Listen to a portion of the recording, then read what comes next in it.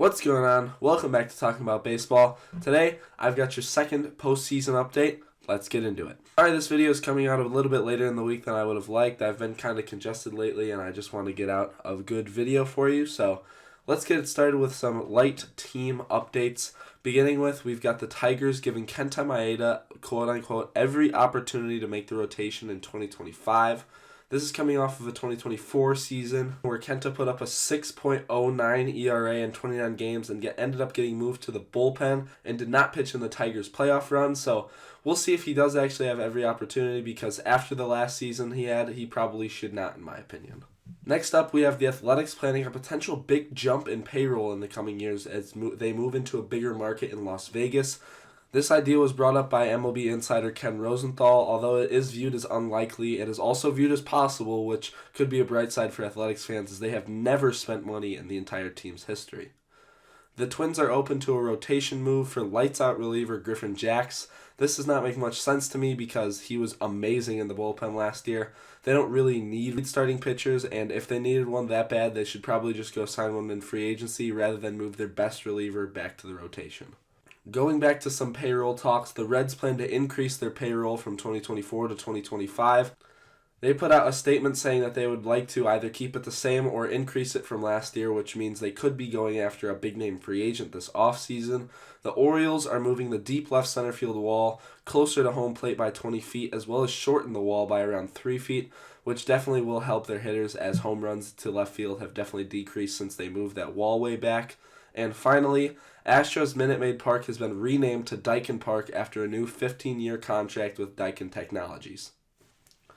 Moving on, we've got free agency news. This is definitely the biggest part of today's episode, and there's a lot of news, so let's get started with that. Roki Sasaki is officially being posted by the Chibolote Marines. We discussed this on last week's episode of him most likely coming to the MLB. He has not been officially posted, but he is officially being posted. It has not happened yet. No team can sign him, but he will be coming to the MLB in 2025. The Yankees have been tied to two players recently in free agency, reliever Carlos Estevez and first baseman Christian Walker.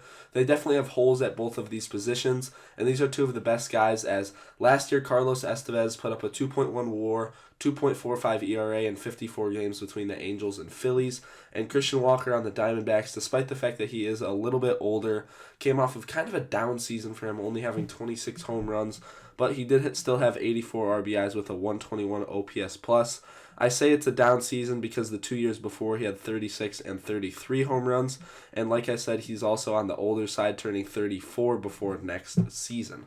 This should not shy any team away. He has been great for the Diamondbacks since he landed there, and once again, he had a 3 WAR last year, 250 batting average isn't bad, and he would be a great target for the Yankees, and I think really they'll only be able to afford him if Juan Soto is not brought back, so we'll see what happens with that. Walker is also receiving interest from the Nationals and his former team, the Diamondbacks. Charlie Morton is planning to pitch in 2025. That's some of the minor news. Nick Pivetta declined his qualifying offer. He was before unlikely to accept it and obviously declined it. This all came out today. Jeff Passan lists the Orioles, Cubs, and Braves as potential suitors for the pitcher. Some teams that have already met with Juan Soto are the Blue Jays, Red Sox, and Dodgers this week after the Mets and Yankees already did, and the Phillies are reportedly likely to meet with him and Scott Boras.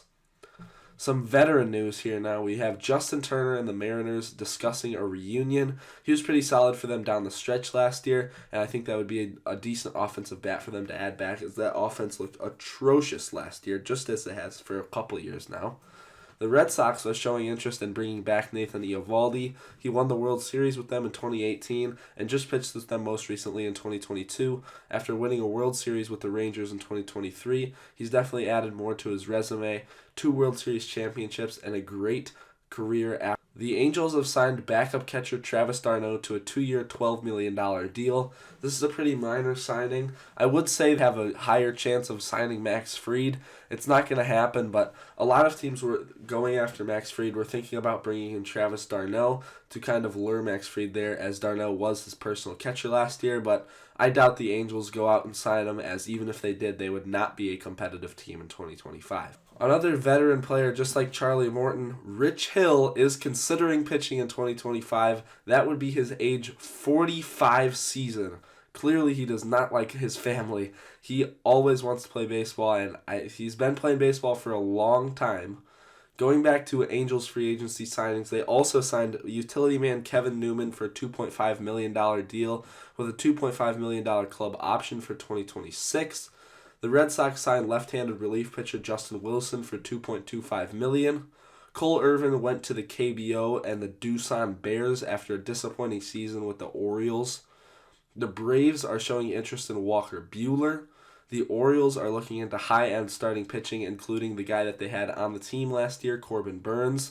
The Red Sox have an interest in Blake Snell. Austin Slater signed a one-year Major League deal with the White Sox on time then. And last week we discussed the 13 players that were getting qualifying offers. The only player to accept one was one that I listed that could take it, and that was Nick Martinez, right-handed pitcher for the Reds. He accepts the $25 million qualifying offer, which I personally think is a large overpay for him.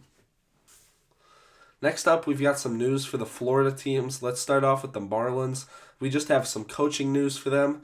They hired Pedro Guerrero as their hitting coach. He was formerly the Giants' assistant hitting coach. And some bigger news for them, they also hired former Dodgers first base coach Clayton McCullough as their new manager after firing Skip Schumacher after just one very disappointing season. Moving on to the Rays, they've got some more news. They have more news than the Marlins. Wander Franco has been arrested yet again, this time in a gun-related incident. Definitely disappointing what has happened to him in the past year, really. He's made some definitely interesting choices with his life. After getting a lot of money from the Rays and really being amazing at baseball, he's kind of thrown it all away. Tropicana Field will be playable for the 2026 season, the Rays say, but focusing more on 2025, they will be playing at George M. Steinbrenner Field, which may sound weird for the Rays to play at, as that is the Yankees' owner. It is the spring training home of the Yankees and the season home of the Yankees Single-A affiliate. To round out this episode of your news, we have some trade updates and then award news.